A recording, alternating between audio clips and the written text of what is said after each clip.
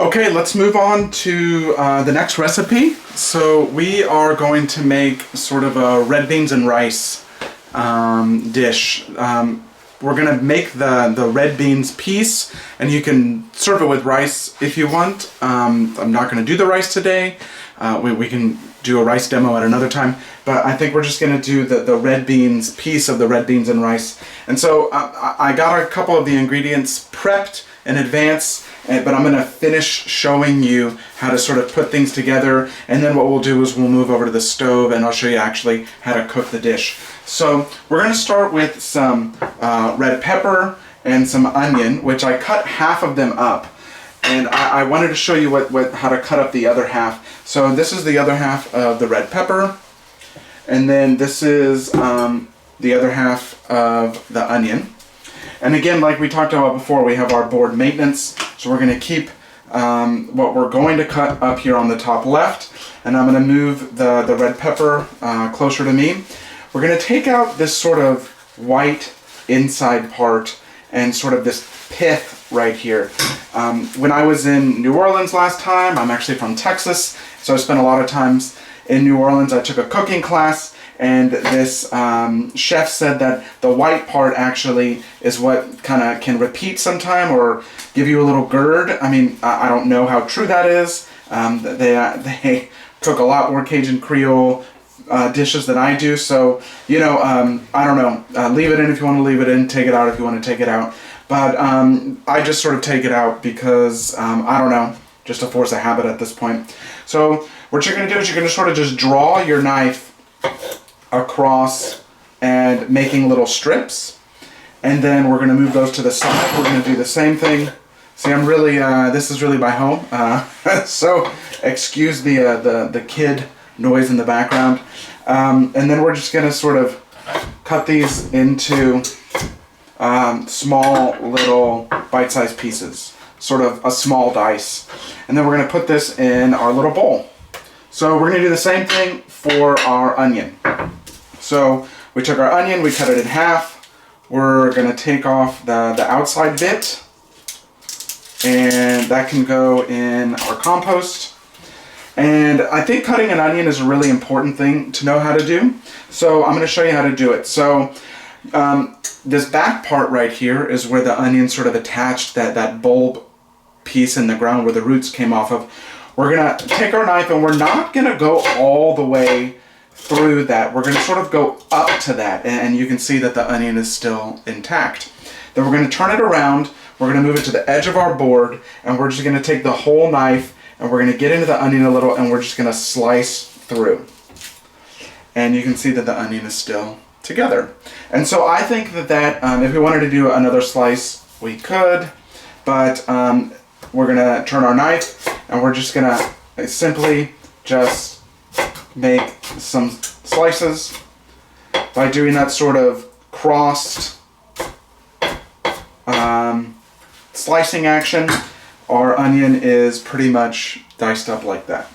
So we're going to put this with the rest of our onion. Then we're going to take some garlic to prep up in advance. This is a dish where having everything prepped in advance will really make it go quickly. So this is a pretty large piece of garlic. This is the other half. I just wanted to show you how to cut that up. A lot of times people can just get into the garlic and they just chop it up, and then at the end you have all this like garlic juice that's left on your board, and I'd rather you sort of keep all the garlic juice inside the garlic and then cook with that, rather than, you know, sort of seasoning your board with garlic juice. So again, it's that same sort of cross little cutting that we did with the onion, and then you're going to turn it around and just make little cuts. And this is going to cook for about, I don't know, 20, 25, 30 minutes. So the garlic will break down, so I'm not worried about it being like really, really big. But if you wanted to, you could just leave the garlic whole, and you could throw the garlic in whole and then remove it at the end. It's totally fine. So then we got a jalapeno right here. We're going to use jalapeno in 2 different recipes today, so I'm only going to use half of this. We're going to cut off the top, and then we're going to cut it in half like this. So we're going to reserve one half for another recipe. And in this half, you can see that there's sort of this membrane with the seeds and sort of the vein. That is where the capsaicin or the spicy bit comes from. And so what we're going to do is we're just going to remove that. I live with a house full of Italians, so if there's hear Italian in the background, that's what's going on. And then the same sort of slicing and turning it around and making it into a small dice. So I'm going to add that in with our red pepper. So the other ingredients that we're going to need in advance is we've got some beans, we've got some black beans, and we've got some red kidney beans. These came from a can. And so these were sort of regular, these were not low sodium or no sodium beans. And so what you want to do is you want to wash them in some running water, and that will get rid of about 40 to 41% of the sodium. Again though, you can get salt-free beans in a can, or you can just get dry beans if you want, and soak them, cook them, put them in a pressure cooker, cook them, or cook them on the stovetop. Put them in your Instapot and cook them. And it's really, really a great way to control the level of sodium in your diet that way. So we're going to have these two. And then spices. Let's move into the spice world. So I've got some thyme. This is some dried thyme right here that we're going to put in. And then we're going to put in some allspice. So allspice is a really, really, really common spice in Jamaican cuisine.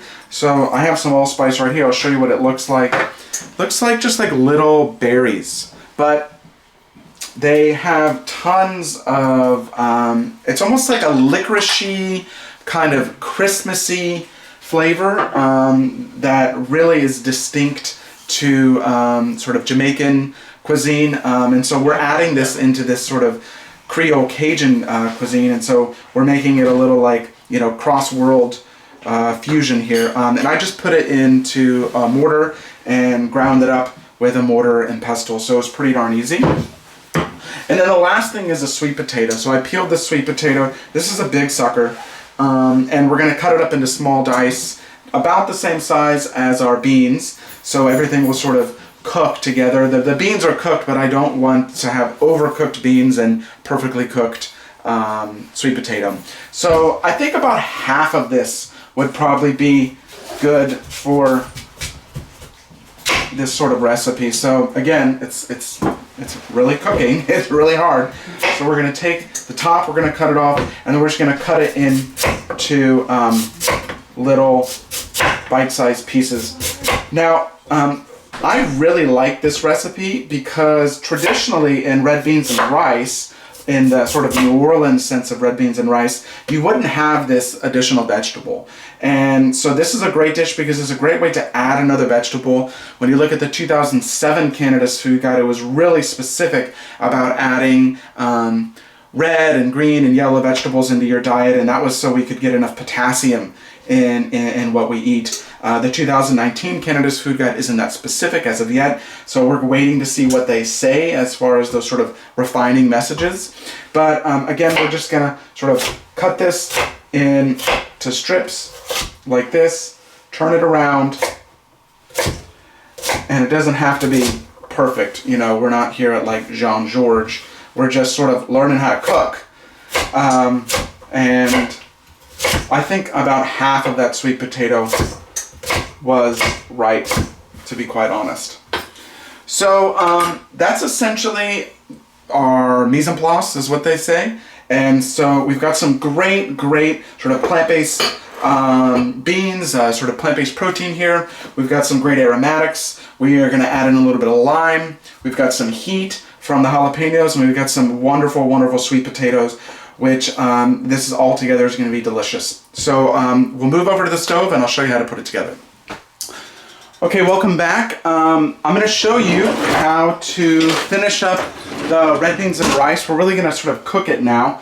And so I've got a nice heavy bottom pan that I'm going to sort of let heat up here. And while this is heating up, I'm just going to sort of mention that I have this chicken stock.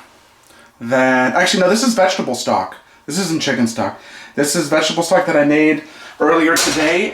It's literally carrots, celery, onion, some parsley, and a bay leaf. Bunch of water, and just put it on your stove and cook it for a couple hours.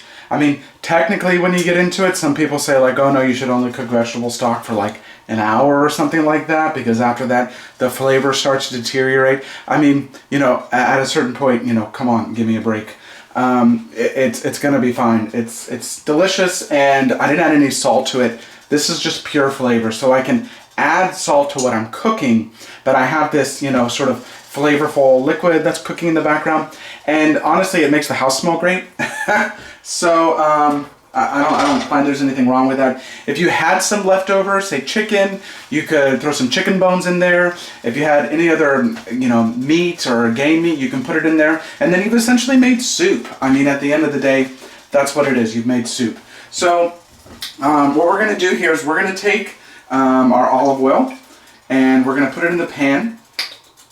So I don't know, tablespoon or so, which is about 3 teaspoons. We're going to let that sort of heat up. This is, you know, this is just my regular old stove at home, just like most of you have regular stoves at home. This isn't fancy. This isn't like a professional chef kitchen. This is just sort of home cooking, which we're wanting people to do more of, essentially, at the end of the day. So the pan's starting to get hot. I don't really want my onions to caramelize. So if I heated this up really, really, really hot and then added the onions, obviously it would drop the temperature of the pan, because we're adding sort of a cooler onion into a hot pan. But it would heat up really quickly again, and then it would start drawing out a lot of the sugars in the onion. But I don't really want that to happen. I want this to sort of go nice and slow. And it's not that hot in the pan, but what I want you to notice is that it sounded like you were turning on your shower. So there's this fine balance between getting your pan too hot and not getting your pan hot enough. And so this was quite about right. It was just like turning on your shower. That's what it sounded like when I put the onions in. So we're going to take a little bit of salt and pepper. Again, like I said earlier, we need to season in every single layer. There's a little salt, and again, this isn't like an incredible amount of salt. It really is just a sprinkle of salt, and all that is really doing is helping other flavors sort of come out. So then we're going to take our jalapenos, and we're going to take our red pepper, and we're going to add those in there, and we're going to let those cook. Now, if you wanted to, you could add in some wine into this and let that reduce, and that would add some really, really nice flavor. But essentially, everything won't take that long to cook. What we really need to cook is the sweet potato. So you can see this is wonderful right here. Nice colors. When you can see colors, you know that you're doing something right. So I haven't added the garlic in, and this is because the garlic, I find when recipes say add garlic in the beginning, it can burn. So I add the garlic in sort of a little bit further along in the cooking process. So this is getting really nice. We're getting some nice sort of evaporation of the liquid that's in the vegetables, and it's starting to smell. It's starting to smell like home, really. So now we're going to put in our sweet potato. And again, this sweet potato is raw. We're just going to give that a toss.